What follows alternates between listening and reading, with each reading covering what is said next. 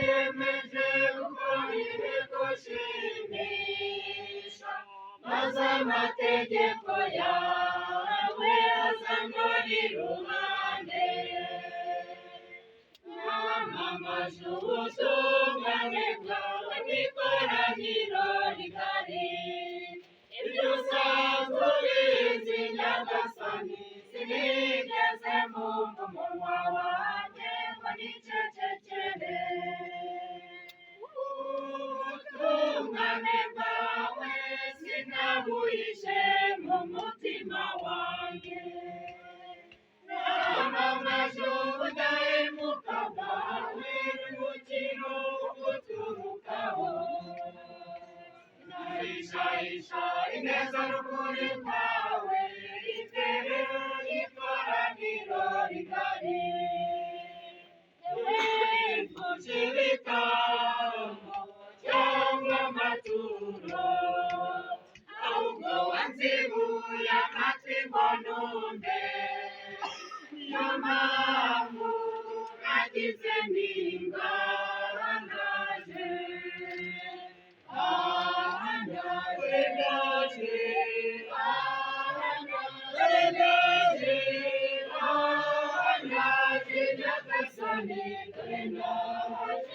Naje ngo nkore ugushaka kwawe. Wantwaye umutima, nanjye ndemera gutwarwa. Warangwatiriye maze undusha amaboko. Nje imbere yawe Nyagasani, ungeze uko ushaka. Ndaje, ndaje,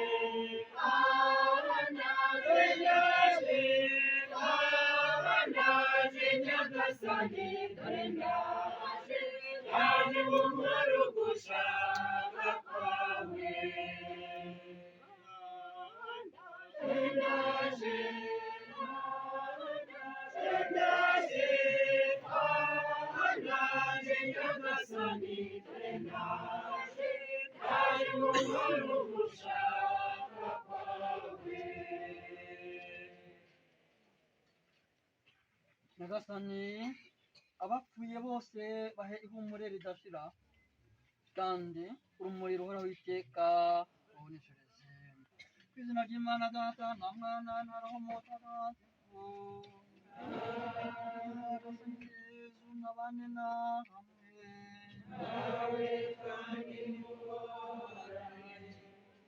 Kristo Yezu akuzwe. Hano mu bwoko bw'Umukristo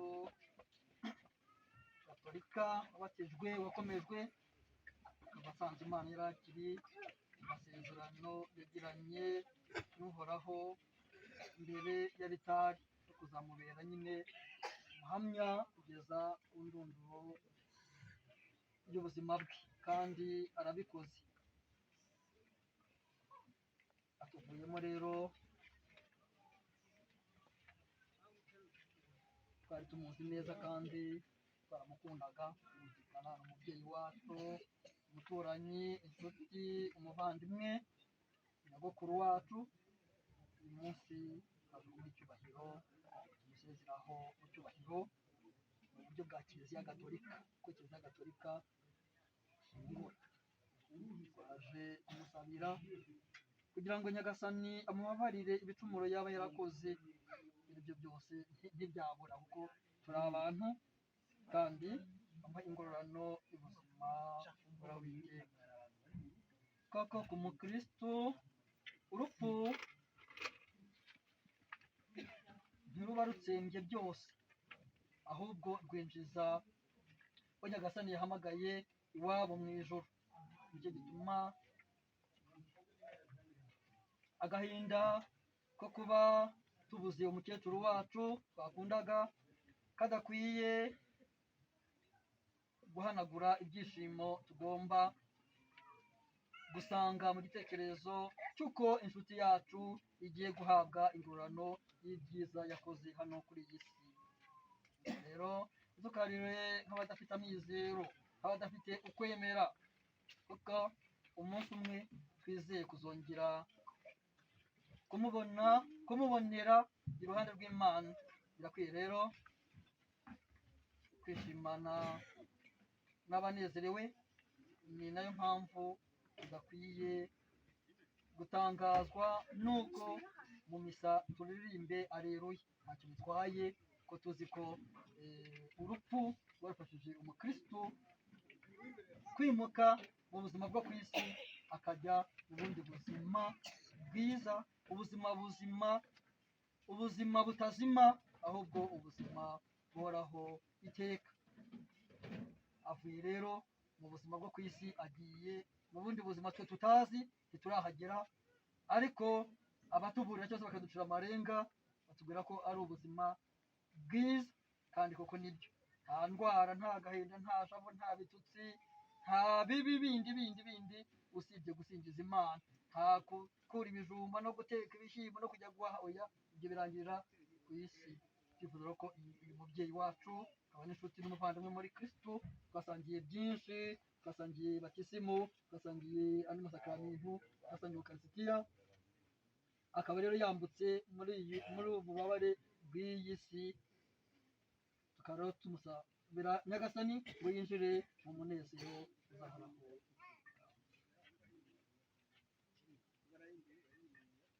Bavandimwe, mucyo tubanza twanga ibyaha byacu, turusheho kumva neza ijambo ry'Imana no gutega igitabo kikacu dufite umutima wiyunze na Nyagasani mu bintu byinshi tuba tujagarayemo. Nemereye imbere y'Imana ishobora byose,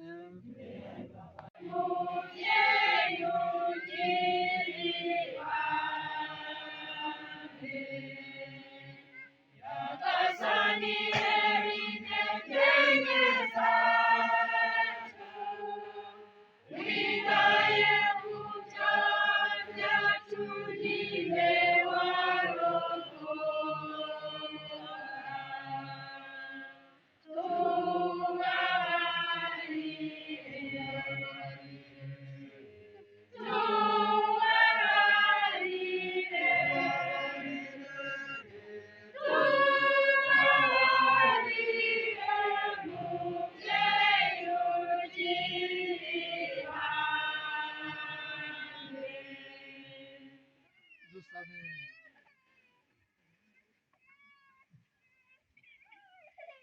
Nyagasani Mana yacu, wowe urangwa n'impuhwe kandi ugakunda kubabarira, turagutakambira twiroheje dusabira umuyoboke wawe Asteriya wategetse kuva kuri iyi si ngo aze iwawe, ubwo yakwizeye kandi akakwemera, muye kugera iwawe ari naho iwacu nyakuri, maze agire ihirwe mu byishimo bidashira, kubwa Yesu Kristo umwana wawe n'umwami wacu, Imana mubana mugatekana mu mutagatifu, uko ibihe bihora bisimburana iteka. Amen. kandi kutugabira byose kumwe nawe. Ninde wagira icyo ashinja intore z'Imana ko Imana iziha kuba intungane? Ninde uzazicira urubanza ko Kristo Yesu yapfuye ndetse ko yazutse, we uri iburyo bw'Imana akaba anadutakambira? Ni iki cyadutandukanya n'urukundo rwa Kristo? Ibyago se? Agahinda se?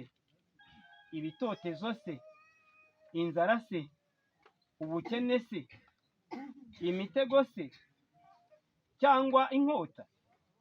Nk'uko byanditswe ngo ku mpamvu yawe baratwica umusubizo, batugize intama z'imbagwa. Nyamara muri ibyo byose tugatsinda kakahava, tubikesha uwadukunze. Koko rero simbishidikanya, ari urupfu, ari ubugingo, ari abamarayika, ari ibinyabubasha, ari iby'ubu, ari n'ibizaza, ari ibinyamaboko, ari iby'ejuru, ari iby'ikuzimu, ari n'ikindi kiremwa cyose, nta na kimwe kizashobora kudutandukanya n'urukundo Imana idukunda muri Kristo Yesu umwami wacu. Iryo ni ijambo ry'Imana.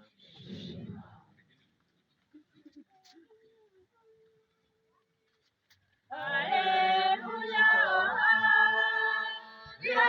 Birasingizwa uhoraho umuremyi wa byose ijambo rye rimurikira iteka intambwe zanjye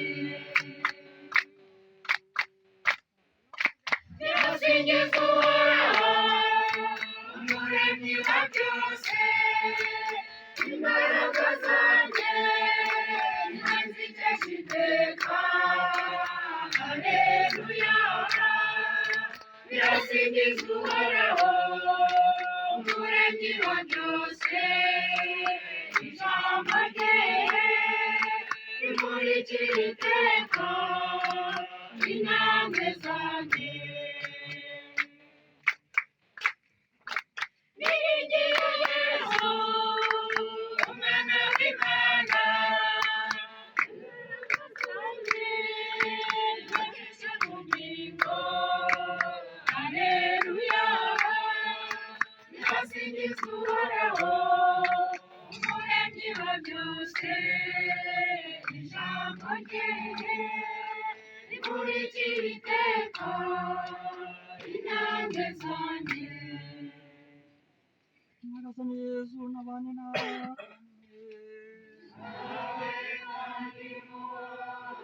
Amagambo mu Ivanjili ntagatifu kanditswe na Yohane.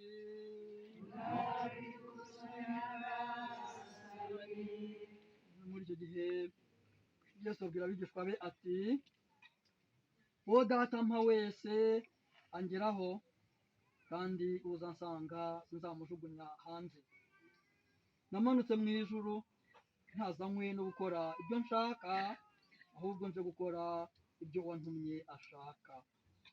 Icyo wantumye ashaka ni ukutagira n'umwe nzimiza mu bo yampaye ahubwo nkazamuzura ku munsi w'imperuka.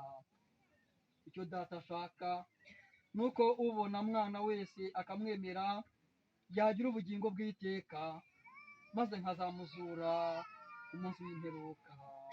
Iyo ni Ivanjili ntagatifu.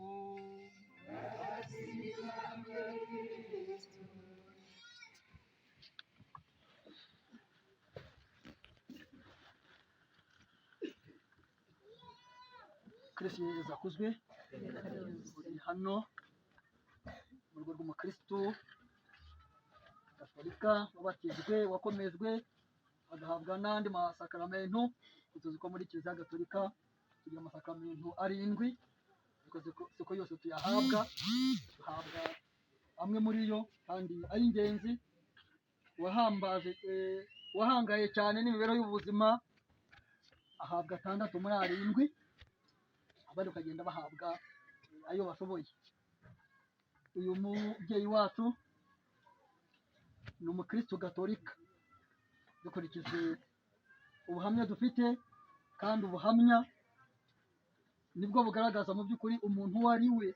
Ufite ubuhamya bwiza aba ari umuntu mwiza, ufite ubuhamya bubi aba ari umuntu mubi. Ariko umuntu mubi nawe sosiyete cyangwa se umuryango abamo ugira ukuntu umutwara cyangwa se umufata.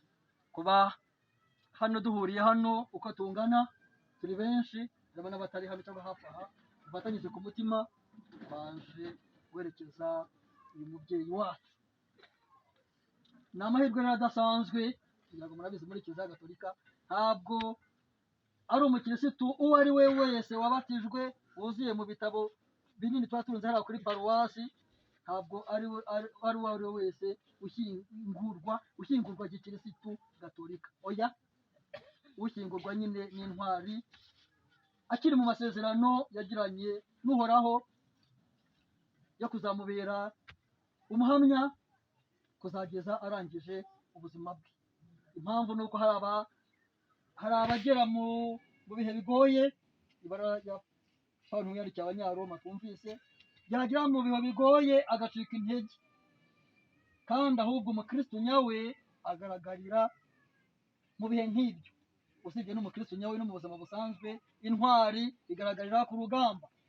Iyo umusirikare agiye kurwana akahashya umwanzi bamwongeza amapeti imwe yirirwa yambaye ku ntugu, bigaragara ko yabaye intwari. Usunye agatsindwa agahunga, ubwo nawe bafite uburyo bamugaye.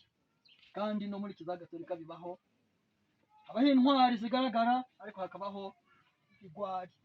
Ntabwo nyagasani yikoma ibigwari kuko turi abanyantege nke, keretse uwamwihakanye. Twabyumvise nabyo mu ivanjiri ko icyamuzanye nyine ari ukugira ngo abo yaje gucungura bagire ubuzima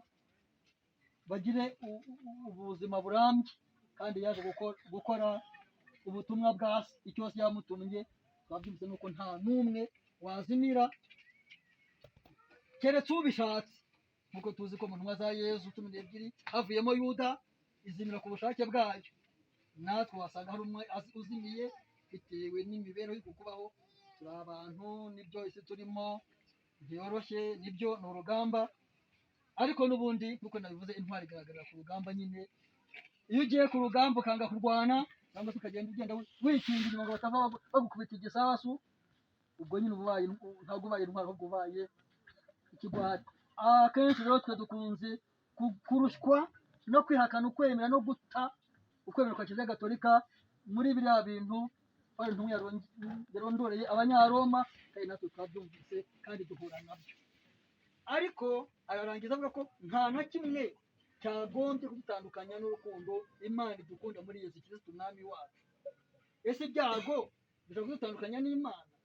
Agahinda, ishavu, inzara, inyota n'ibindi byo duhura nabyo ni byinshi mu buzima, ahubwo ibyo byatubera icyitegererezo cyo gushikama ko duhangane na nyagasani. Icyo tuzi ko nuko iyo turwanya urugamba, nyagasani nawe aba abireba, areba imbaraga twakoresheje kugeza igihe avuga ati wowe watsinze, ngwino nguhembe. Ntabwo nashidikanya ko n'uyu mukecuru wacu ariko nyagasani yamubwiye, kuko mugeze mu myaka iriya murayibona ko atari imyaka mikeya, arwana urugamba kuzageza ku ndunduro, kugira ngo abenshi babishobora ni bake. Kuguhura n'ikibazo, ikigeragezo cyo muri ubu buzima ukwirukira jugujugujugu mu bandi batari ngombwa, nk'uko iyo uhunga Imana ukagenda uyihunga byanze kuza ugenda usatira shitani. Mu buzima tuzi ko Yesu yavuze ko abami b'ibihangange ari babiri, nubwo batanganya ubwo buhangange, hari gukorera Imana no gukorera ibintu cyangwa se gukorera iby'isi cyangwa gukorera sekibi. Iyo rero ugenda uhunga umwe uba ugenda usatira undi, ibyo birumvikana. Iyo uhunga Imana uba usatira shitani, iyo uhunga shitani uba usatira Imana. Ari nacyo kigaragaza ko niba twanze ikibi, iyo kiva kikagira tukegera Imana, niho tuzabona ingororano nyine y'ishimwe. Kugira ibyo byose, umuntu wese ukoze arahembwa. Ese nk'umubizi, ukoze neza arahembwa, n'ukoze nabi nawe arahembwa, ariko ibihembo bikaba bitandukanye. Icyo twifuza ni ukubona ibihembo by'Imana. Niba arushaka kubona ibihembo bya shitani, ntabitubwira, byikorere abigumane muri we, kuko ntabwo ibyo bihembo twabyishimira. Niba yabyishimira gafite uburyo yahisemo. Ni Yesu rero yatubwiye ko nta n'umwe uzazimira mu bamukurikiye, nta n'umwe. Niyo mpamvu rero bya byago, rwa rupfu, bya biki duhura nabyo mu buzima bikatuzonga, bikatuzungaguza, bikaduteza umutwe, ariko iyo tugeze ku ndunduro tujya mu masezerano twagiranye na nyagasani, byanze bikunze tubona ibihembo, kandi tubona ibihembo bishimishije. Bityo rero dusabira uyu mukecuru, uyu mubyeyi wahangaje urugamba rukomeye. Tuzi ko abagize imyaka nk'iyi baba babatijwe, murahazi, banza atari mu ijende ibyo aribyo byose, atari za Kaduha, za Save n'ahandi tuzi kure, akagenda agakorera abatisima, akamara imyaka na nyakaka ayiruhira kugira ngo yinjire mu muryango munini w'abemera. Naho bo muri iki gihe biga hafi ya santarari, nyamara bakiga imyaka ibiri, ubu higa imyaka ibiri, igeze kuzaho higa imyaka 4. Umwami Rudahigwa twumva mu mateka yize imyaka 14, kandi uwo mwami uyobora igihugu yiga 14, atsindwa bakamusubira, abatsindwa imyaka 14 yigira abatisima. Twebwe abana bacu biga imyaka 2, nyamara akarangiza ubona bitamufasheho neza, ndetse nyuma y'iminsi mike yahurana n'ikigeragezo muri ibi byoroheje atari n'igikomeye akabishingukamo akigira mu yandi matorero ndetse mu yandi madini. Ubu rero aba abaye ikigwari kuko aba ahakanye ukwemera, aba ahakanye batisimu yahawe byanze bikuru. Iyo uhaye batisimu ukabivamo ukajya mu yandi matorero, sinzi ko hari ahandi bagira isakamiro ry'ukarisitiya, nzi ko ntaho isakamiro ry'ukarisitiya n'iryo muri kiliziya gatolika. Ubwo rero isakamiro ry'ukarisitiya ryarambihiye rirakarata, muvuyemo nigiriye aho bazampa, sinzi ibyo bazampa ibyo aribyo ntavugira. Ubwo rero ubaye umugambanyi nka Yuda, umuhakanyi nka Petero, ukaba wihakanye Imana. Yesu ati uzanyihakana, ni ibyanditse ibyo mpimbye muzabisoma, uzanyihakana imbere y'amaso y'abantu, imbere y'iri koraniro riteraniye hano murazi uko bingana, uzanyihakana nanjye nzamwihakana imbere ya Data. Ese ubwo uzabahombye ni sinzi uzabahombye uwo ari we, ariko niba ko uzabahombye ari uwihakanye batisimu yahawe, ari uhakanye amategeko atandukanye yahawe, ari uhakanye inyigisho za kiliziya gatolika, ibyo yemera kandi yigisha, ko tuzi ko twabibwiwe na kiliziya nyine, kandi kiliziya ntiyoba, kandi kiliziya ntiyobya. Abo dushima ntabwo ari ibigwari, abo dushima ni intwari. Abo dushima ntabwo ari abataye amasezerano bagiranye n'Uhoraho imbere ya ritari. Tuzamubera umuhamya, tuzageza ku ndunduro y'ubuzima. Hahirwa abarangiza ubuzima bwabo bakiri mu masezerano y'Imana. Dukomeje rero dusabira umubyeyi wacu kugira ngo Nyagasani amwakire mube. Niba yaramwakiriye ntabwo tubizi kuko ntabwo turi kumwe nawe. Niba ataramwakiriye amwakire, ariko niba yaranamwakiriye n'ubundi ntacyo bitwaye. Muhaguruke dukomeze kwinginga Nyagasani.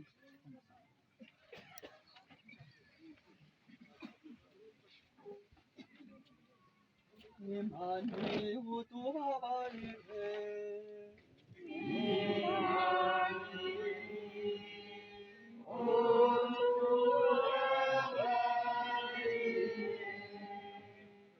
dusabane ukwizera Imana ishobora byose yazuye Yezu Kristu, izure nyuma y'umukecuru wacu. Dusabire abayobozi ba kiliziya gatolika bose barwaniye umurage w'ijuru, barengerwe mu ijuru n'uwo bavugiye munsi. Tubisabe Imana.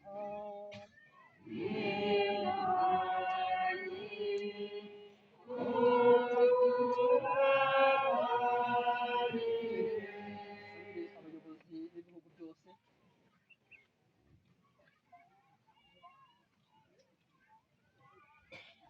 baharaniye ubutabera n'amahoro, bazahabwe ikamba ryagenewe indahemuka. Tubisabe Imana.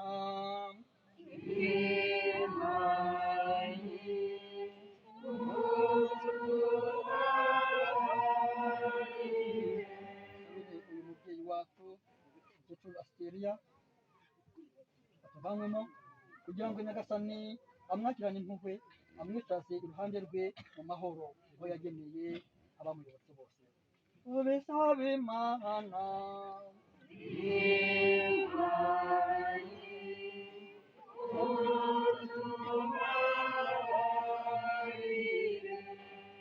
Sabire n'abasize baba bakimukeneye, be guheranwa n'agahinda, bumve ko aho agiye ari aho abarangije ubuzima bwabo bakiri mu masezerano bagiranye n'Uhoraho, ari aho abagiye bakiri mu masezerano bagiranye n'Uhoraho, aho agiye ari aho abagiranye amasezerano bagiye bakiri mu masezerano y'Uhoraho imbere ya ritari baruhuke. Tubisabe Imana.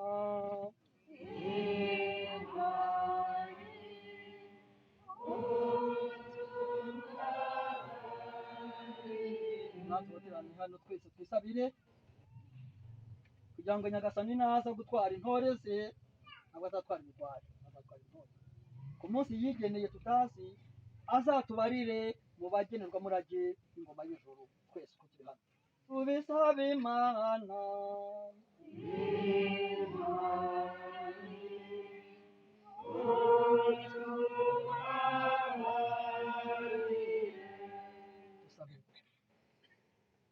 nyagasani yezu turakwinginze amasengesho yagutakambira nagirire akamaro abayoboke bawe bapfuye kimwe n'uwo mukecuru wacu maze ubakize ibyaha bakugiriye byose ubashyire mu bo wacunguye wowe ubaho ugategeka iteka ryose amen.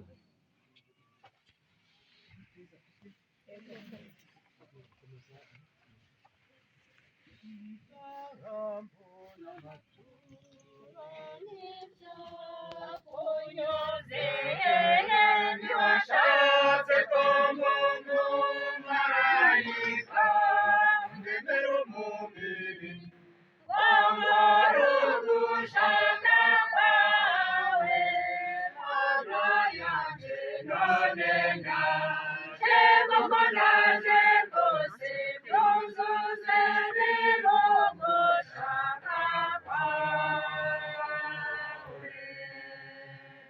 muri iyo nyanja y'ubuzima natwaza nkugana uzagukukireho nkombe y'ubuzima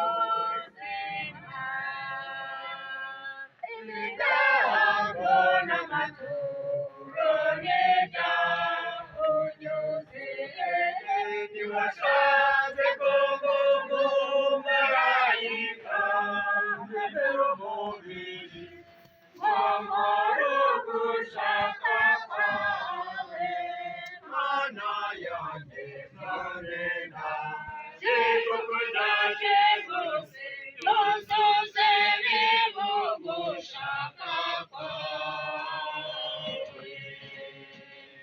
wandebuje mu kivunge cy'amahanga umbwira byose ndabisiga ndavuga nti ndaje nyagasani ngomora ugushaka kwawe ibitambo n'amaturo n'ibyakunyuze ntiwashatse ko umumarayika ndemera umubiri wamara ugushaka kwawe mana yanjye none ndaje kuko ndaje rwose byuzuze biri mu gushaka kwawe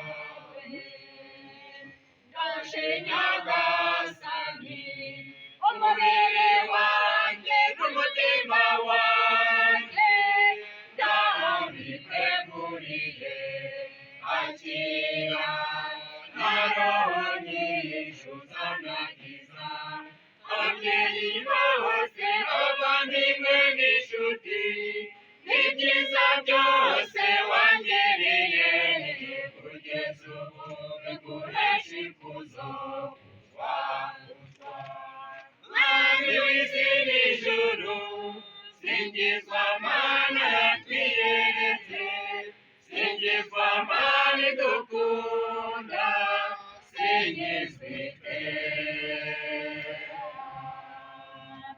ibitambo n'amaturo n'ibyakunyuze ntiwashatse ko umumarayika ndemera umubiri wamara ugushaka kwawe mana yanjye none ndaje kuko ndaje rwose byuzuze biri mu gushaka kwawe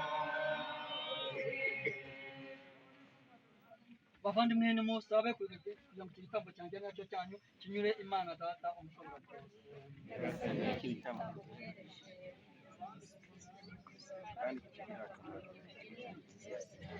nyagasani mana yacu tuguhereze amaturo twiroheze dusabira umuyoboke wawe Asteriya kandi turiyambaza impuhwe zawe tugatigeza ashidikanya ko umwana wawe ari umucunguzi wuje urugwiro umuhe kubona ko ari n'umucamanza ugira imbabazi twe ubaho agategeka iteka ryose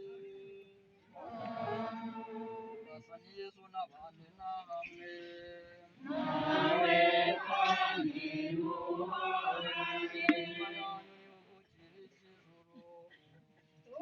twerekeje kuri Nyagasani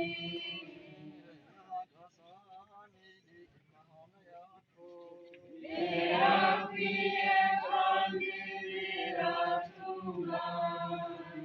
ni koko birakwiye kandi biratunganye ni ngombwa kandi birimo agakiza udushimira iteka n'ahantu hose nyagasani ibyo ni ubutagatifu fasha gisubara witeka bakurikira umwami wacu niwe baboneyeho amizero y'izuka rihiwe kugira ngo abashavuzwa no kuzapfa bidashidikanywa bahumurizwe n'isezerano ryo kuzabaho ubuziraherezo koko rero nyagasani abayoboke bawe ubugingo ntibabucuzwa ahubwo bahinduka ukuri maze ubuzima bwabo bwo kuri iyi si bwamara gushira bakimurirwa mu ngoro ihoraho yo mu ijuru icyo gitumye kifatanye n'imitwe yose y'abamarayika n'abatagatifu uduhanikire cyangwa isingizo cy'izina ryawe tuvuga udahwema tuti ubutagatifu ubugingo butagatifu ubugingo butagatifu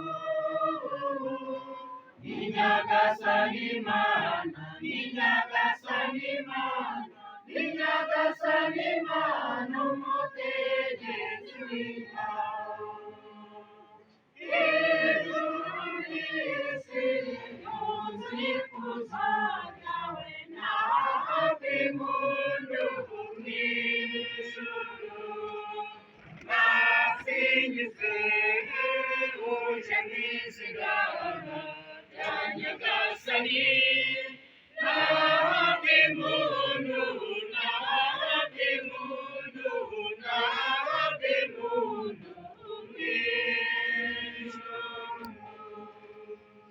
koko uri mutagatifu nyagasani ukabona isoko y'ubutungane bwose uri umubyeyi wacu turagusaba usakaze urakora amaturo uvuze atagatifu ngo ahinduke atubere umubiri n'amaraso bya Yesu Kristo umwami wacu yiyogazwa wawe no kumva ubushake bwe yafashe umugati arashimira aromanira n'ukarisa abigishwa be avuga ati mwakire maze murye wo mwese iki koko ni umubiri wanjye ugiye kuba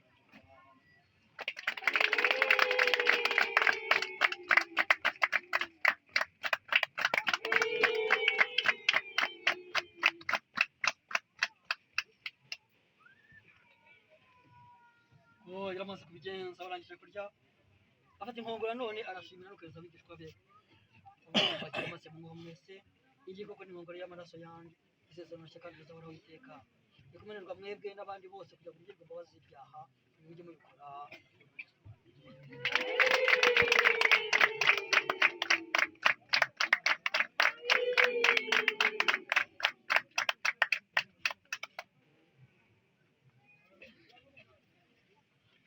aremewe kuzajya mu ijuru iyo twese tuzishimike kujya mu ijuru bituma agahinda kuba yaje twiringira Imana twaremewe kuzajya mu ijuru iyo twese tuzishimike none rero nyagasani mu gihe twibuka urupfu n'uzuka by'umwana wawe utuye uyu mugati utanga ubugingo be n'inkongoro y'umukiro tugushimira ko watumukirwa no gushengera tukaguhekera amaturo kandi turakwinginga twiyoroheje ngo twebwe asangira umubiri n'amaraso bya kristu kuba mutagatifu aduhuze twunga ubumwe nyagasani wibuke icyizere yongeye ku isi hose maze uyobora ijya mbere mu rukundo hamwe na papa wacu francisco episkopi wacu celestini n'abatorewe umurimo wa litari bose nyagasani wibuke umuyoboke wawe dusabira uzaze kukwitaba ukabahamagaye uyu munsi asteriya nyiranzabahimana azwi n'inzumwe n'umwana mu rupfu umeze nk'urwe ugira impuhwe n'ibambe n'imbabazi ube no kumushushanya mu isuka rye wibuke kandi n'abavandimwe bacu bandi bapfuye bafite ubwizere bwo kuzazuka hamwe n'abandi bose bapfuye usanzwe ufitiye impuhwe maze ubakirire mu rumuri ruguturukaho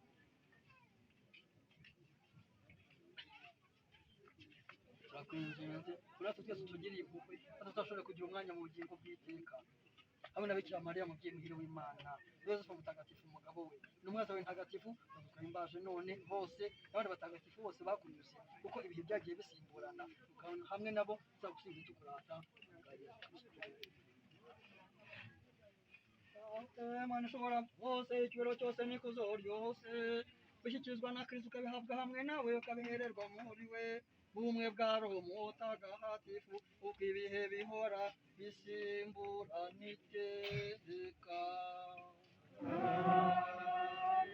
twabibwirijwe n'umukiza kandi abidutegeka bakabitwigisha dutinyuke tuvuge tuti aho uri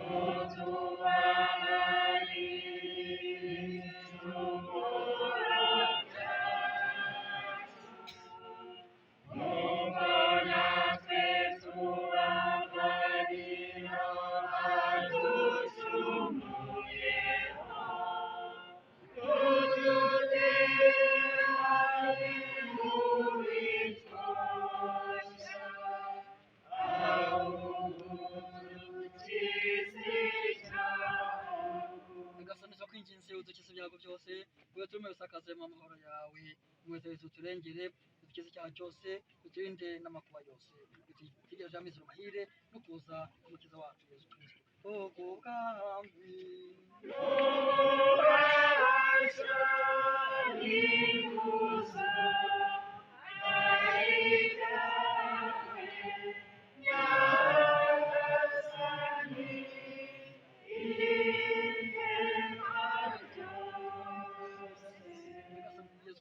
umwaza wawe tubasigiye amahoro yanjye ibitego byaha byacu ahubwo cyo kwemera kwa kiliziya yawe ubushake bwawe biha amahoro kandi uyibumbire bumwe wowe ubaho ugategeka iteka ryose mu gihe iteka amahoro ya nyagasani wa Kristo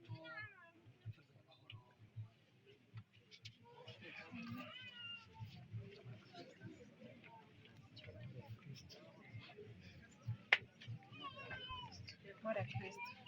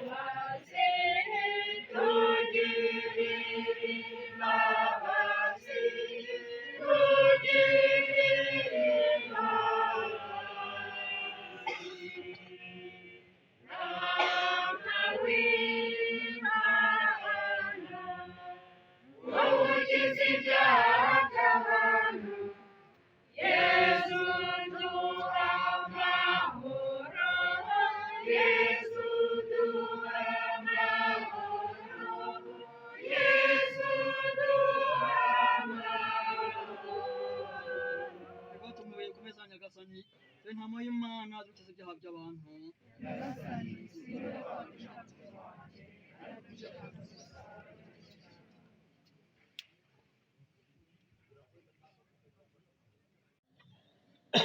Nyagasani Mana yacu mwana wawe yadusigiye impamba muri rugendo turimo ugirira iryo funguro rero maze umuvandimwe wacu Asiteriya umuhe gusangira na Kristo mu bugingo bw'iteka kubwa Kristo nyine umwami wacu. Kristo akuzwe. Igice cya mbere kirarangiye, hakurikiyeho rero igice cya kabiri. Igice cya kabiri habanza ubuhamya bw'uyu mukecuru wacu. Burya intwari igira ibigwi byinshi, ariko abangombwa nk'uko bateguwe kugira ngo ushobore umwete kuko bumaze kugoroba.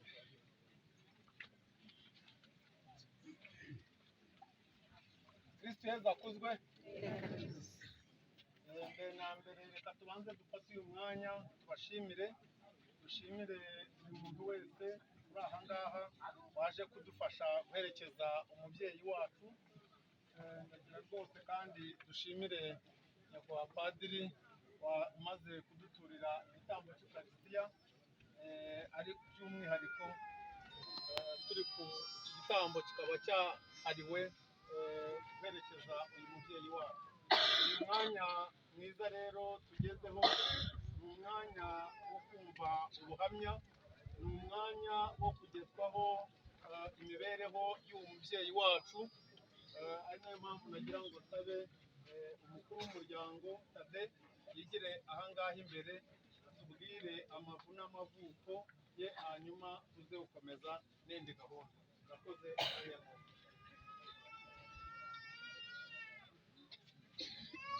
Kristo Yesu akuzwe. Ndagira ngo mbagezeho umwirondoro w'uyu mubyeyi wacu twaje guherekeza. Uyu mubyeyi wacu yitwa Nyiranzabayimana Asiteri, akaba ari mwene Sebarora Mikayire na Nyirandizihiwe Veronica. Yavukiye mu mudugudu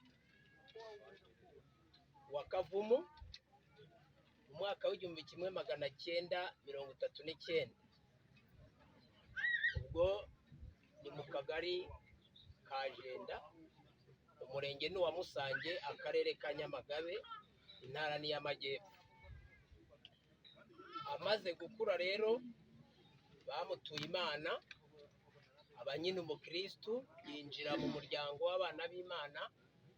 Isakaramento rya batisimu yariherewe muri paruwase ya Kaduha, ari nayo yabyaye nyine iyi paruwase ya Masagara turimo, ari nayo nyakubahwa padiri waduturiye igitambo yaturutsemo. Amaze rero guhabwa isakaramento rya batisimu n'andi masakaramento, byabaye ngombwa amaze kuba mukuru muri ya masakaramento padiri yavuze umukristo ahabwa. Yageze mu isakaramento ryo gushyingirwa, ashyingiranwa na Felicien Kajanja witahiye mu mwaka w'1957.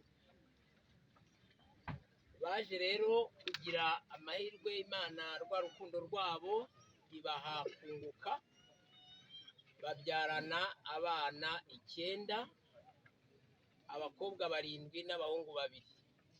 Ariko ubu ngubu hariho abana 7, umuhungu 1 n'abakobwa 6.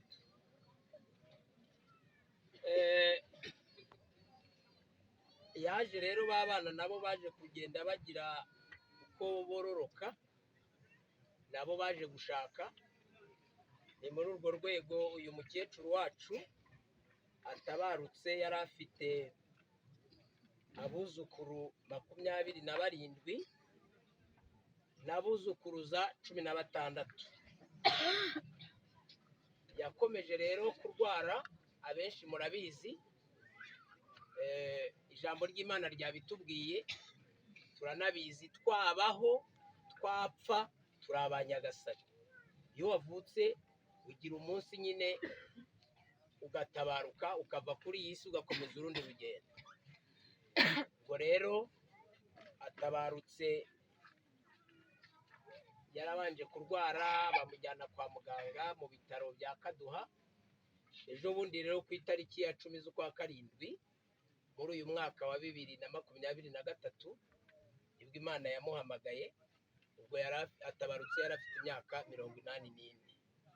Imana imwakire imutuze ahera kandi imuhe iruhuko ridashira. Kristo Yesu akuzwe. iteka ryose. Murakoze. arakoze cyane umuvandimwe Tade kuba atugejejeho amavu n'amavuko y'umubyeyi wacu.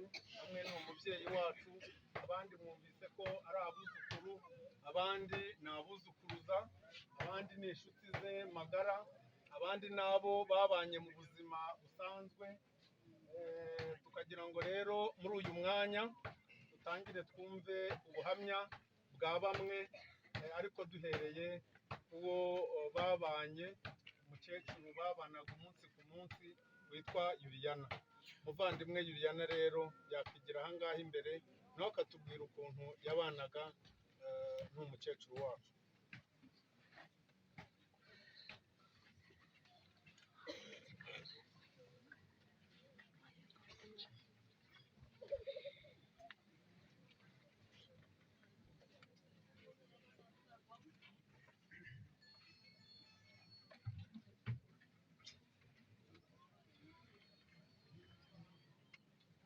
Kristo Yesu akuzwe, iteka ryose.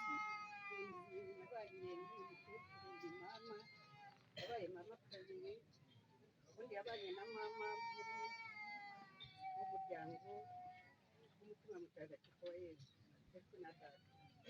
Ariko noneho mama barabananira cyane, nawe rero akitwa Siteri. Noneho Siteri ya mama amaze gupfa, ati umwana wacu komera, ntabwo ubayifuza gukomera cyane kuko ntabwo ubayifuza. Ubwo biza turagendana mu muryango mutagatifu wa Yesu, mu gikorwa cy'urukundo tukaba turi kumwe, twebwe abana be arabidutoza kugeza igihe ananiwe, none haricara tumusigaramo twebwe. Ndetse ikimenyetso igihe bantumiye mu nama i Musubi, ari duwayine yenguza Musubi na Gatare na Kane. Noneho rero bagira ngo ariko siko ntahazi, bati turaguha sebacogoza ziraringira ngo muramuka akujyane. Zirararajyana, turagiye, inama turazikoze zirarangiye. Noneho rero turaza ijoro ryose, ati yewe rero ndakugeza imuhira rwose, ahubwo ndari muhira ariko ndakugezayo. Bageze aha rero nijoro, noneho kuko yari yambwiye ati ugiye mu nama, none muraza mumbwire uko inama icyo yavuze.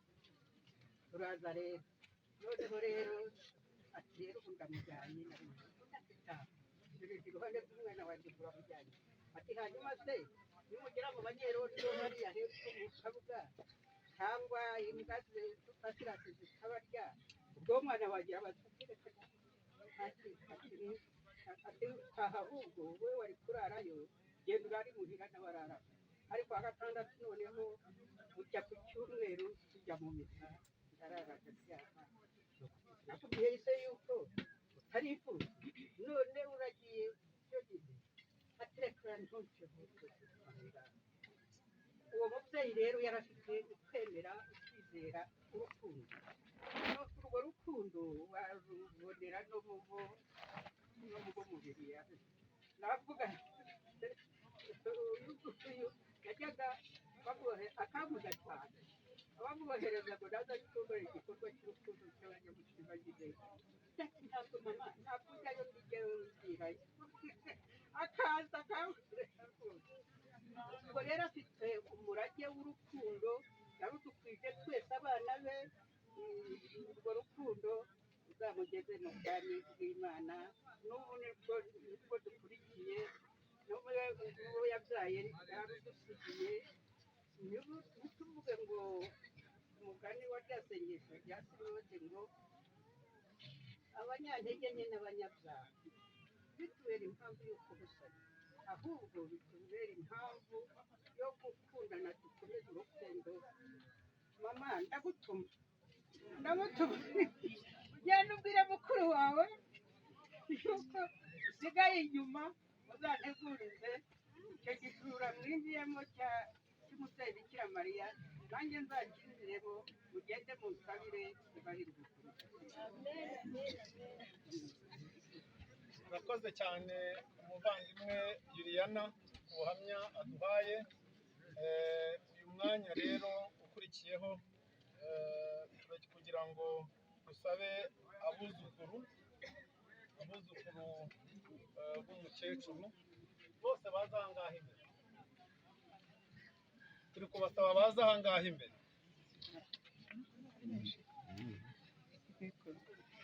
Twifuza ko abuzukuru ba mukecuru bose bigira aha ngaha imbere.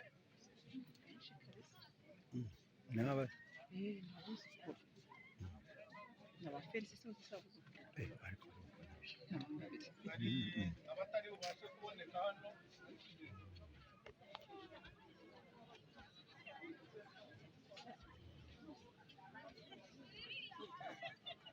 ndagenda ubufate nk'uko mubibona rero abuzukuru bose buri muntu wese afite icyo yavuga ariko kuko buri umwe wese ntabwo twabona umwanya bwakwira bugacya, ari nayo mpamvu harimo umwe ugiye kuvuga ubuhamya bwa nyirakuru. Reka uyu mwanya duhe Ingabire agira icyo atubwira kuri nyirakuru. Kristo Yezu akuzwe. Mbere na mbere mbanje kubashimira mwese uko mwaje kudutabara kwifatanya natwe mu guherekeza umubyeyi wacu. Imana ibahe umugisha. Ndashimira umusaseridoti waduturiye igitambo cyiza cy'ukarisitiya, nawe aba afite imirimo myinshi ariko yayigomwe aza kudufasha guherekeza umubyeyi wacu, nawe turamushimiye. Ndashimira abantu baduherekeje, hari inshuti, hari abavandimwe, abantu bigomwe baturutse kure babyutse amasaha y'ibicuku kugira ngo bakunde baduherekeze, badufashe guherekeza uyu mubyeyi, bumve yuko tubashimiye. Imana iri mu ijuru nabo ibahe umugisha. Ndashimira abantu badufashije, ntabwo iki gikorwa kiba cyoroshye, ntabwo twagikoze twenyine. Inshuti, abavandimwe bose ndabashimira ukuntu bagiye bitanga mu buryo bufatika kugira ngo ibi byose mwabonye bibashe kugerwaho. Ni abantu benshi baduteye inkunga kandi badufashije, ni ukuri nabo turabashimiye kandi tuzirikana ineza batugiriye, nabo bumve yuko duhari ku bwabo. Rero duhagaze hano nk'abuzukuru ba mukecuru, ni njyewe mukuru. Mukecuru ntabwo twabona icyo tumuvugaho. Mukecuru yari mwiza cyane, mukecuru yaradukundaga, abenshi bamunyuze imbere, yarabareze. N'aho tuba turi kure wasangaga baza amakuru yacu, by'umwihariko njyewe yarakundaga kunsuhuza ngo mbese uraho mwana w'umwana wanjye. Buri gihe niko yanyitaga, wari ugira ngo ntabwo azi izina ryanjye, yanyitaga mwana w'umwana wanjye. Nyogokuru yaradukundaga, yaratumenyaga, akumva ashaka kumenya amakuru y'abuzukuruza. Twaherutse kuzana abuzukuruza ahangaha, dusanga imvura yaguye nyinshi, noneho ibyondo byuzuraga mu nkweto. Umukecuru kandi twari tuje kumureba kuko yarwaye, ariko akareba ukuntu bameze, akajya yicara hasi akajya bakuriramo ibyondo mu nkweto kandi arwaye. Ejo bundi mbwira abana nti rero tate yitahiye. Mutarambaza ati tate wowe mama niwo wundi twagiye gusura. We baba we, ngo ubu se nidusubireyo ngo uribuka ukuntu imvura yaguye ngo akajya dukurira ibyondo mu nkweto, ngo ubu se nidusubireyo mama ninde se uzaduha amafaranga? Bazaga kumusura buzukuruza akabapfunyikira, bana wakubeshya wayakoraho, washobora no kuyaruka. Ariko yaradukunze, aradukunda cyane, buri wese yarazi ibyo akunda. Yararwaye rero yarwaye iminsi ariko mu iherezo rye ntabwo yarwaye cyane. Yatashye ku wa mbere, twaje kumureba ku cyumweru, twahavuye nimugoroba, twasanze mu by'ukuri yarembye. Ngiye ku bwanjye nabwiye Imana ngo Mana ni umucyure aruhuke. Yari ari muri bomboni, yari afite amasonde, yari ababaye ukuntu, ku buryo twamusabiraga ngo Mana rwose ni umucyure, umweze umucyure, umwakire. Rero nyogokuru wacu mpamya yuko yagiye ahantu heza kuko yabonye umwanya wo kwitegura. Burya urupfu rubi ni ikintu kigufata kigahita kikwica, ariko iyo ubashije kurwara ukabona umwanya wo gusaba Imana imbabazi ndetse n'abandi bantu, mu by'ukuri ibyo bintu byitwa urupfu rwiza kuko uba warabonye umwanya wo kwitegura. Numva bavuga ko abakuru bo iyo bajya gutaha babimenya, ndatekereza ko yabonye umwanya uhagije wo kuba yariteguye. Mukecuru rero ntabwo twabasha kumuvuga, yaradukunze nk'abuzukuru, yajyaga abaza amakuru yacu, ese kana karaho, ese yewe, ese mumeze mute, abana baraho, tudaheruka no kumuhamagara tukumva ari kutubaririza. Yari afite urukundo rwinshi kandi natwe twamukundaga cyane. Nyogokuru rero Imana imuhe iruhuko ridashira. Murakoze.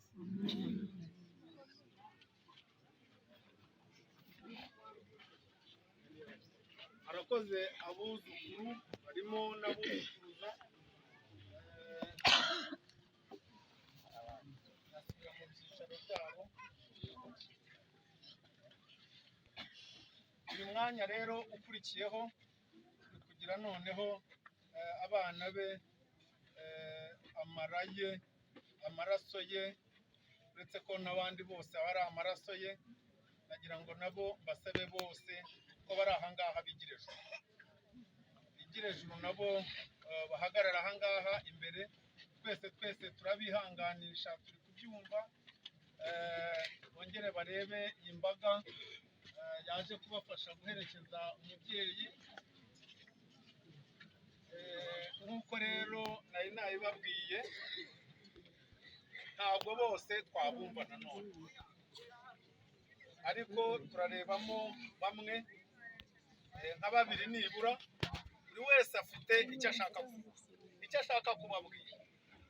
Ariko reka tubanze dufatemo babiri, tubanze Bibiana, hanyuma narangiza turaza nanone kumva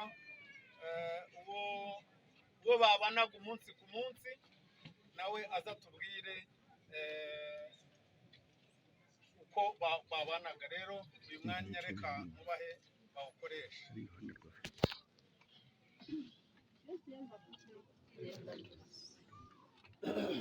ntangiye yewe mbashimira rwose byimazeyo. nanjye iyo mbareba rwose umutima wanjye uranezerwa, ukuzura ibyishimo ntashobora kuvuga uko biri, ariko mu magambo make yagiye ngiye kuvuga, kuko ari jye mukuru w'ababanjirije aba bose mureba, hari ibyo bari buvuge bahereye uko aho babisangiye. nanjye ngiye kuvuga mpereye ku byo hejuru y'ibyo batabonye, ubuzima bwa mama, ibyo batabonye batazi, njye nibyo ngiye kuvuga. Mama ubwo ngubwo nyine nsa naho namufashije nyine gufonda urugo, kuko nari mfite musaza wanjye nakurikiraga, ntabwo yakunze kuhaba, nitwaga ko ari jye mukuru. Mbega musaza wanjye yakunze kwigira mu bintu bya gisirikari, ntakunde kuhaba, hagaragara nk'aho ari jye mukuru, ari jye wifatanyije na mama. Mama rero ukuntu nabonaga hano twari duturanye gutya no kwa sogokuru, hano ari iwacu, hari nari kwa sogokuru, uretse ko nyogokuru yashaje noneho ari ahangaha. Ariko uko nabibonaga, kubera urugo rwo ku nzira, nabonaga Imana yararuhaye umugisha. Inkono yo kwa mama, inkono yo kwa nyogokuru ntabwo yashiraga, Imana yahoraga isa naho yuzuza kugira ngo abagenzi bagenda babone uko babaho. Ubwo rero mama yabaye aho ngaho uko namubonaga. Yakundaga kubyara muri batisimu cyane, ubyumve ngo cyane.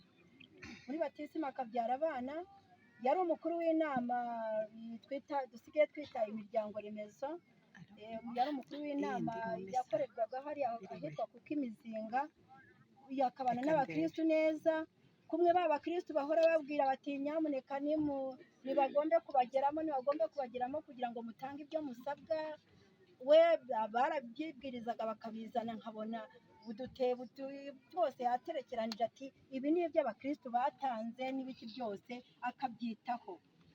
Uko namubonaga yabaga aho ngaho, abakobwa bajya gushyingirwa, hari umukecuru witwa Alivera Nishyirembere, niwe wabogoshaga amasunzu ariya yo guhanga bwa mbere. Mama niwe yasiburaga bwa kabiri, akayahanga bwa mbere, mama akayasibura bwa kabiri. Niwe wogoshaga abana ibisage. Mu buzima bwe yabaye aho hariya hepfo mu Kabuga, hariya habaga isoko ryitwa mu Gashyushya ngutiya, ryabaga ku wa gatatu. Niko ryitwaga, none se ndabeshya? Niko ryitwaga. Ubutaka bwari bukera ibintu byinshi cyane, byinshi ariko ubyumva ngo byinshi. Yajyana imyaka muri ako gasoko, ikintu yabanzaga kugura bombo z'abana, hatazagira umwana wanjye uza agasanga nta bombo iri mu rugo. Yabanzaga kugura inzembe, yahoraga afite inzembe nshyashya, ati hatazagira umubyeyi uzabyara nkabura urwembe rwo kugenya umwana, nkabura urwembe rwo kogosha umwana igisage. Abana bari bakiyogosha igisage. Ibyo bintu yahoraga abyiziritseho, nta muntu wamufunguzaga wazaga amugana ngo agende amara amasa, uko nabibonaga. Ubwo yabaye aho ngaho. Noneho muri iki gihe cyo gutaha, reka mvunagure, muri iki gihe cyo gutaha ngenda, hari igihe baza gutaruka ntibabivuge, yakunze kumbwira ati mwana wanjye, uzi yuko turi abakristu, uzi ko nabaye mu muryango w'umutima mutagatifu wa Yezu, uzambwirira abanyamuryango yuko mbasuhuza kandi mbakunda, yuko turi kumwe ku mutima wa Yezu. Yarambwiraga ati mwana wanjye, sinzatahuke ntabonye amasakaramentu ya nyuma, ugusigwa kw'abarwayi, Eucharistia y'impamba y'abagenzi, bifite uko yitwa, sinzatahuke ntabibonye. Ndashima Imana cyane ko ibyo bintu byose yarabibonye. Padiri yaraje ahagaze imbere y'igitanda cye gutya, ikintu yabanje kumubwira ati Padiri Prosper araho, ese yaraje, ese yarakize. Yabanje kubimubwira kandi ari indembe yayindi utazi, nawe ubona ko atazi ibye. Kandi igihe Prosper banza n'iryo zina sinkunda ntirinzamo cyane, ariko yamubonye rimwe gusa, ariko arabimenya, arabizirikana. Amasakaramentu yose arayabona. Nuko namubonaga, mama rwose niyitahire, Imana nimuhe iruhuko ridashira, n'aho agiye hose nzi yuko mu ijuru yakirijwe rwose. Amen. Ubu uhagaze hariya, ananiwe.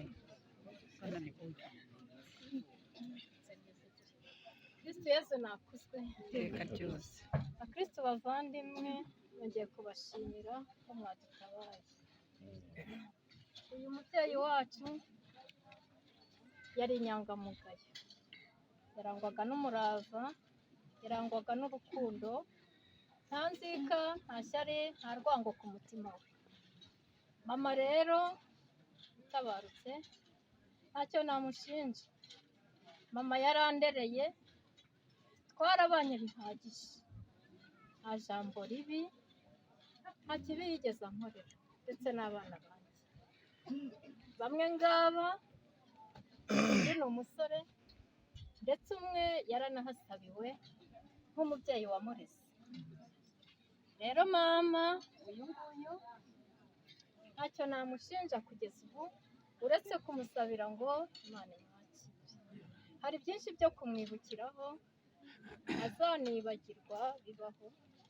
Igihe cyarageraga, ibishyimbo bimaze nko kubagarwa, agasoroma umushogoro, imboga ziryoha cyane za kinyarwanda, agakunda kugira ibijumba by'imihongi, akadutumaho twese, ati bana banjye rero nagira ngo mbahe agashogoro, ndabizi ntimwakitekera. Ubwo rero hagati aha mama, Imana imwakire mu bwami bwayo.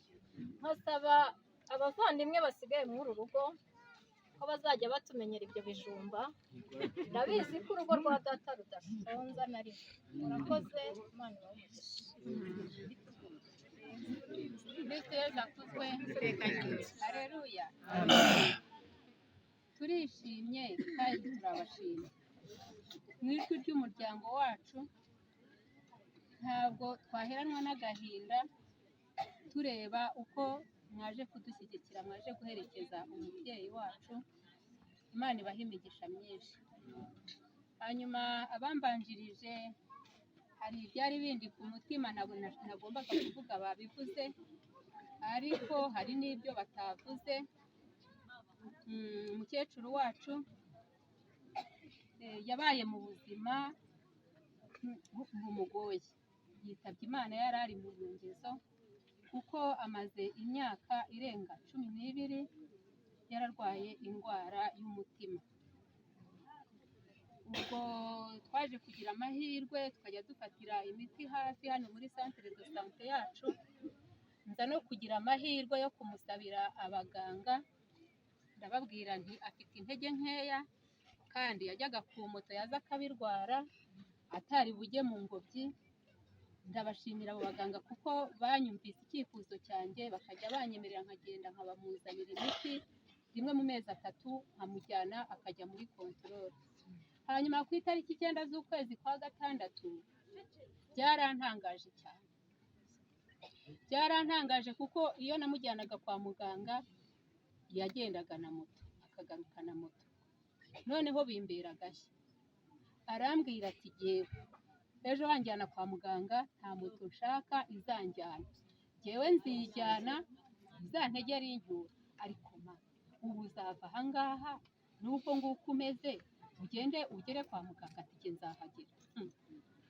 Byarantangaje ku buryo bwarakeye mu gitondo nkumbya rimwe yarangije gukaraba, yarangije kwambara, ntese uragiye ko uruzi ntaraboneka urijyana mu nzira wenyine?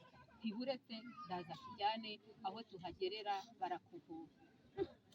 Nashidutse yagiye kuko hari umubyeyi waje gusuzumisha umwana, sigara musuzuma, sigara mpangayitse. Nagendaga mu nzira mpangayitse, ngenda mpura n'abantu, nta mukecuru wanjye muhuye, bati yaminutse ntunamushyikira. Naragengera ku kigo nderabuzima nsanga umukecuru yahageze, nsanga nta n'ikibazo afite, kuko ko namutegeye mu gutaha. Hanyuma rero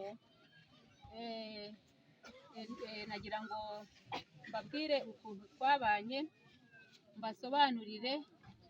N'umuvandimwe wanjye uvuze ati abavandimwe banjye basigaye hano muri runo rugo ntituzaburemwo ibijumba bihonze. Ngewe nashatse umugabo muri 1993, ariko sinagira amahirwe yo gukomezanya nawe kubera icyago cyagwiririye u Rwanda. Ubwo twaje guhunga, duhungutse umugabo baramufunga, bahita bantumaho nk'ababyeyi banjye bati ngwino wicare mu rugo, ntugiye kuruhira iyo, icyangombwa nuko utazabura ingemu. Mama rero ukuntu yari umubyeyi mwiza, igihe cyo kugera cyarageraga nkiganyisha, cyo kugemura cyarageraga nkiganyisha, nkavuga ariko noneho ntaho nzajya. Kubera icyo utazagenda? Umugabo azagutegereza kubure, azabona ko wamwanze ngo nuko yahuye n'ibibazo byo gufungwa. Dore nubwo nta mafaranga ari muri runo rugo, imyaka yari kera, uzagenda ufata ibishyimbo bigurisha ariko ugende ugemure. Ibyo rero reka mbiveho. Barakomeje turabana, tubana neza. Mana yanjye agiye nta ntonganya, agiye mama atarambwira nabi, nanjye ntaramubwira nabi, tutaravugana nabi, abo duturanye nibo babizi. Hanyuma rero hari mubyara wacu witwa Tadeyo wahoze atubwira imyirondoro ye, aherutse gukoresha ubukwe. Noneho mama arantegeka aravuga ngo byanga bikunda winike amasaka, uzagende cyangwa se uzagurishe n'andi ubone itike ugende utahe ubukwe bwa Tadeyo. Ntabwo Tadeyo yabura intwererano mu rugo rwa nyirarume. Imana izakora ibishoboka byose. Noneho rero ikintu gishimishije kandi kinababaje nuko yabwiye abana ati muzajye mu bukwe bwa Tadeyo. Ushoboye kugera ahangaha no muri ubwo burwayi akavuga ati muzajye mu bukwe bwa Tadeyo. Abashoboye kujyayo bavuyeyo arishima ati bana banjye mbahaye umugisha, ndumva na Christine yaragiyeyo, abashoboye kujyayo n'abuzukuru be bagiyeyo. Mama yarishimye cyane, ati kuba mwaragiye mu bukwe bwa Tadeyo, ati Imana izabaha umugisha. Ubwo rero igihe cy'ubukwe bwabaye, jyewe yararwaye nyine, ibyo by'izo nkunga, ibyo byo kujya mu bukwe ntabwo nagiyeyo, ariko abashoboye kujyayo bagiyeyo. Ubwo rero ndimo ndagenda nihuta. Hanyuma ubundi mu gufatwa yafashwe ku itariki 27 niho yafashwe ku gihe cy'igicamunsi, afatwa aremba, afatwa agobwa, ariko muri uko kutabasha kuvuga ariko akadedemanga ukumva icyo avuga. Ubwo twarahamagaranye twese turaza, ubwo turasenga, turavuga ishapule, turavuga amasengesho, ayahe amasengesho yose abaho. Arangiza aratubwira ati bana banjye muhumure ndaje tuganire. Aterega ati ntabwo ndaza. Ubwo turakomeza nyine uko aduhumuriza, turakomeza turasenga, ubundi tukagirana n'ikiganiro. Hari abandi bo muri famiye bakoresheje ubukwe, noneho bumvise ukuntu arembye baravuga ati Mana ishobora byose, koko watubabarire umukecuru wacu yatuvamo, ubukwe bwacu bugacikamo igikuba, rwose Mana watubabarire. Ubwo uko turimo tubisubiramo aratwumva, noneho arangije aratubwira ati rega bana banjye, ati nimuhumure, ntabwo ndi umubyeyi mubi usiga amazi mabi mu iriba. Iryo jambo n'ubu turacyabyibuka, turacyarigenderaho. Ubwo yakomeje kuremba, ariko noneho kubera ya nshingano yo kuvuga ngo muzampeshe amasakaramentu, umva, ubwo twategereje gahunda ya padiri. Padiri amaze kuza nk'uko umuvandimwe wanjye yabivuze, twaramubajije tutesema urabasha guhazwa? Ati jyewe Yezu araza amureba, ati Yezu araza amureba. Ubwo twarakeye tumujyana kwa muganga, bahita baturetera kuri hopitali. Tugeze kuri hopitali yahise ajya muri bomboni, yarinze yitahira akiri muri bomboni. Ariko hari ikintu cyanshimishije, nubwo namurebaga nabanje kujya muvugisha akadedemanga, akagira uko ashobora kumbwira, ariko ababizukuru be nk'uko Ingabire yabivuze, baje amaze iminsi 2 atavuga, ariko burya Imana ni igitangaza. Bamaze kumpamagara bambwiye ngo bazaza kureba mukecuru, naravuze ati Mana, aba bana ko baje bakaba mukecuru nta jambo bazavugana, ni agahinda baje kureba. Ariko uko byagenda kose Mana uzambabarire, nimba n'igihe cye kigeze, wihangane, abo buzukuru nk'uko bifuje kuza kumureba bazabanze baze basange akiri muzima. Niko byagenze. Igitangaje rero, muri uko kutavugwa, uyu Marie Grace yaramwegereye ati nyogoko, twaje kugusura abuzukuru bawe, twazanye n'abagabo bacu. Agira gutya, arangije azamura akaboko amuhereza umukono. Noneho akajya anyeganyeza iminwa kugira ngo amubwire, ariko kubera ko umwuka wari muke, ariko ukabona ko nubwo ari mu bubabare ariko yishimye, ashimishijwe n'abuzukuru.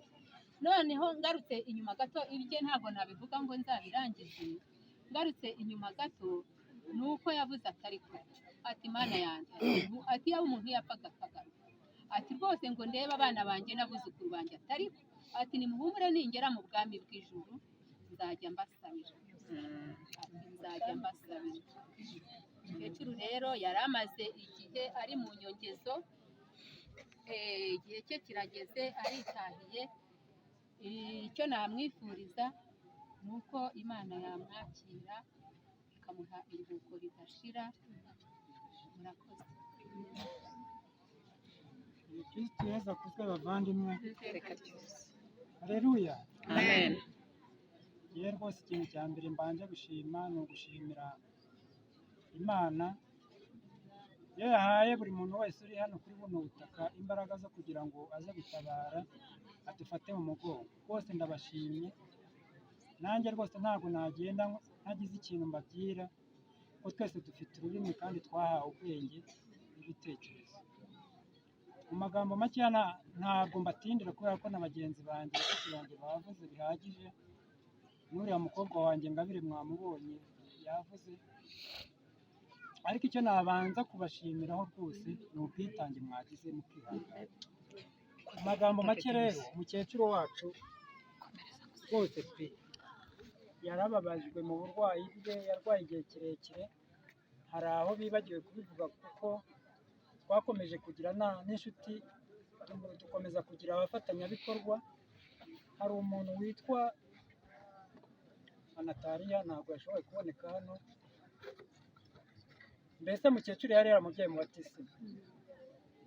Ni umuntu watubaye hafi cyane, aradufasha ku buryo twebwe rwose dushobora kuba twari tutari no kubyishoboza, ariko mu by'ukuri njyewe ku mutima wanjye namusabira ku Mana kugira ngo ibyo atunze byose Imana imukubire inshuro 107.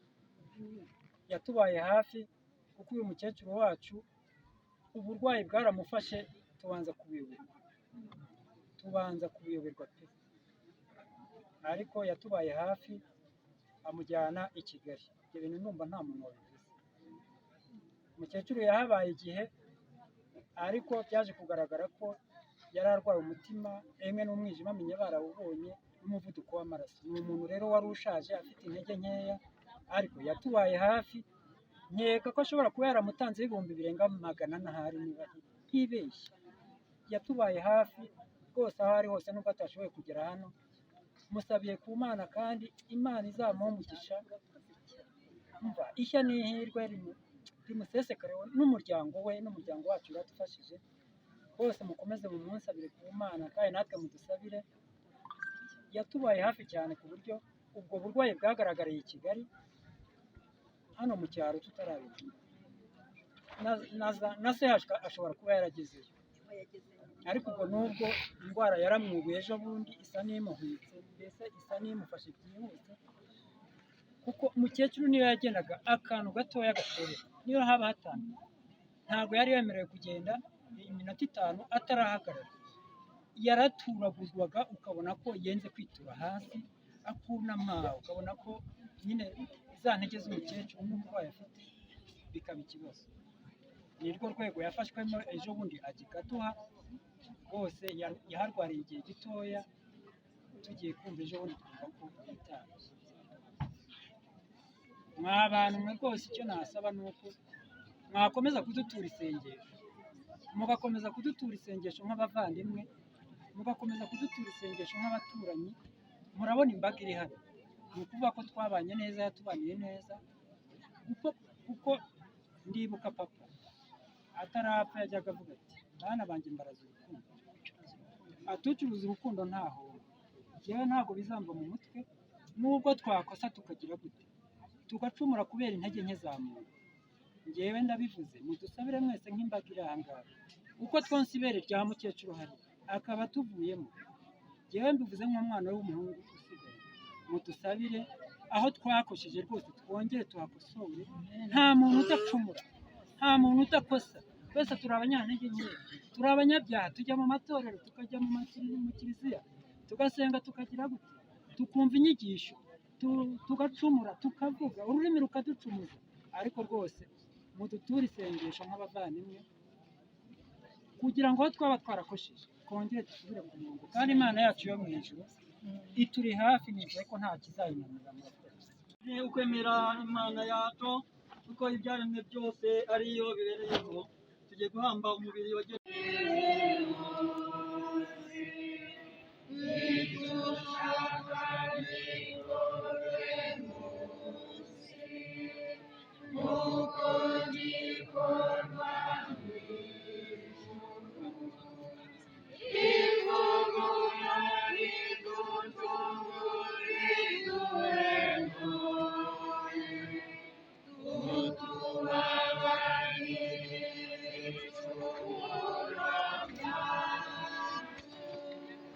Muko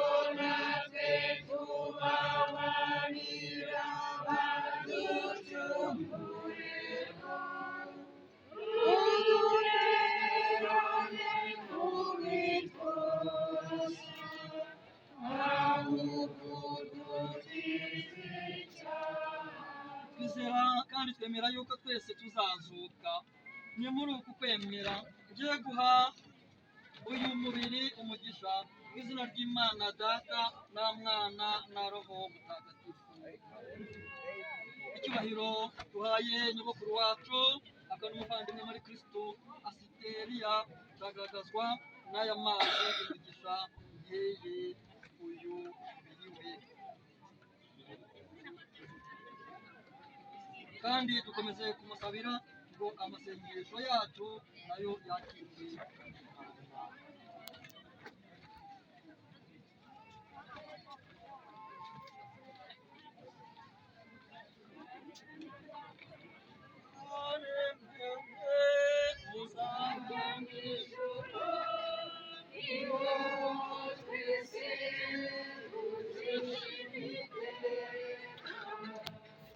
Ujya mu ijuru utumara agahinda, iyo makuba yaje twiringira Imana. Aremewe uzajya mu ijuru, niho twese tuzishimira. Dukurikijeho rero guherekeza umukecuru wacu kugira ngo tumugeze hateganyijwe ko umubiri we uruhukira. Abantu bafate zino ndabyo Ujya mu ijuru, niho twese tuzishimira. Uzajya mu ijuru, nidushimishe Imana, kandi ibyaha byose tukababarira.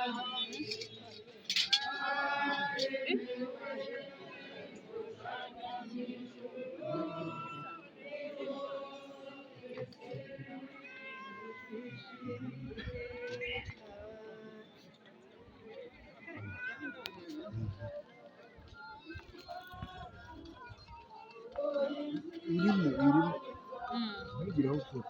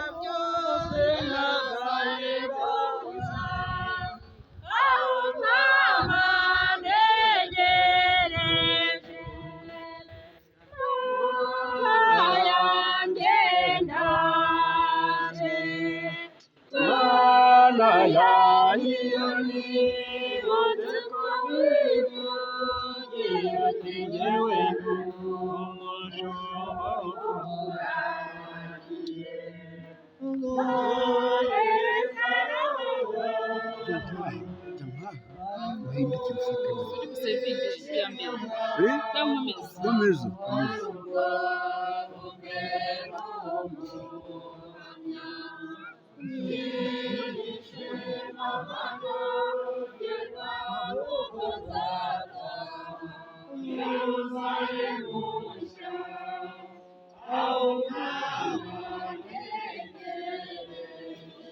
Nyagasani Yesu Kristo, igihe umaze gatatu mu mva watagatifuje imva z'abakwemera, ni nayo mpamvu imva y'umuntu wari twibutsa ko tuzazuka. Girira ubuntu bwawe we umuyoboke wawe kuruhukana amahoro, we n'umugisha iyi mva igiye kubika uyu mubiri we, kugira igihe uzamuzurira mu rumuri rw'iteka, wowe uzaduha kuzuka no kubaho iteka ryose. Amen.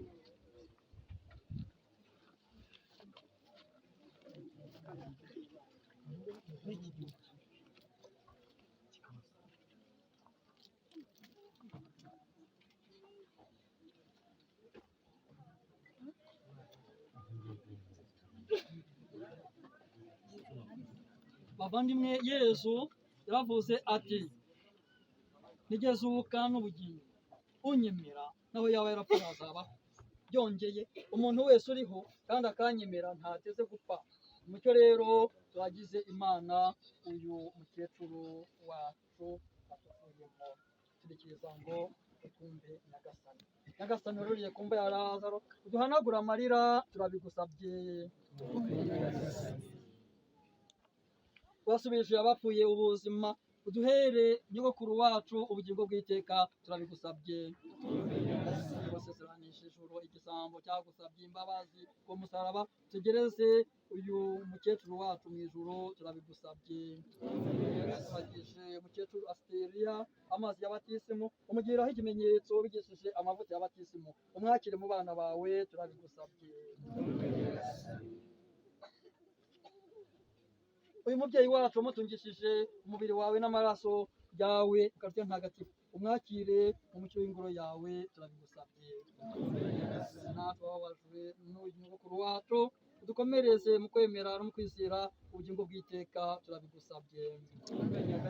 dusabe Nyagasani Imana yacu, ugirire impuhwe uyu muja wawe Asiteri, ugiriye ko yahoze yifuza kubera umuyoboke udahemuka, maze ure kumuhanira ibicumuro bye. ukwemera kwe kwamuhuje n'umuryango w'abemera, ubuntu bwawe nubumuhuze n'inteko y'abamarayika n'abatagatifu bose, kubwa Yezu Kristu umwami wacu. Kurikizaho rero dushyira Yezu mugukiza abantu,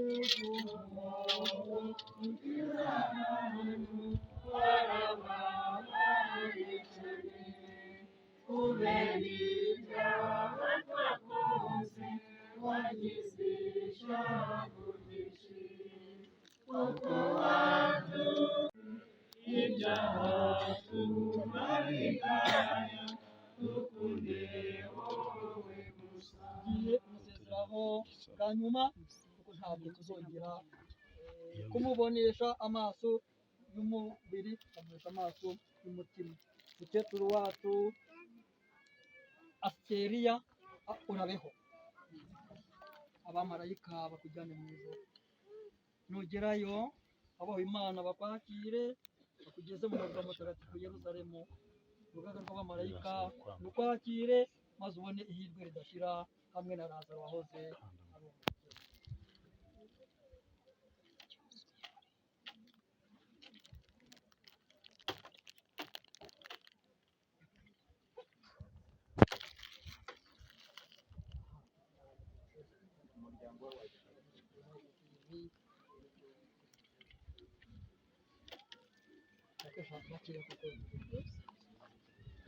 Intumwa z'Abayahudi zifata Yesu ubwo amaze baramuboha bamukubita hose bamujyana kwa Kayifa ntiyabona icyaha cye amubaza buri mwanya Yesu ati wabimenye Yesu umukiza abantu barababaye cyane kubera ibyaha twakoze wagize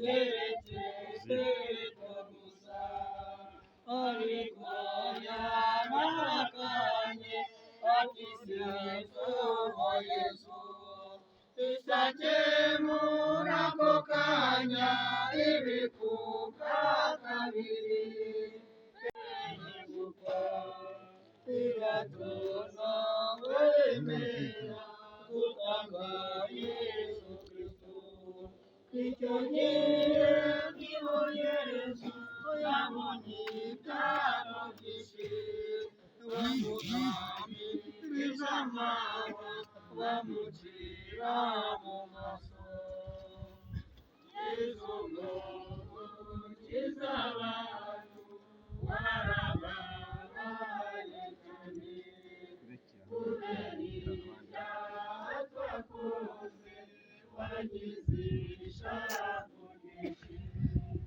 kuko wadukoze rwose ukadupfira twese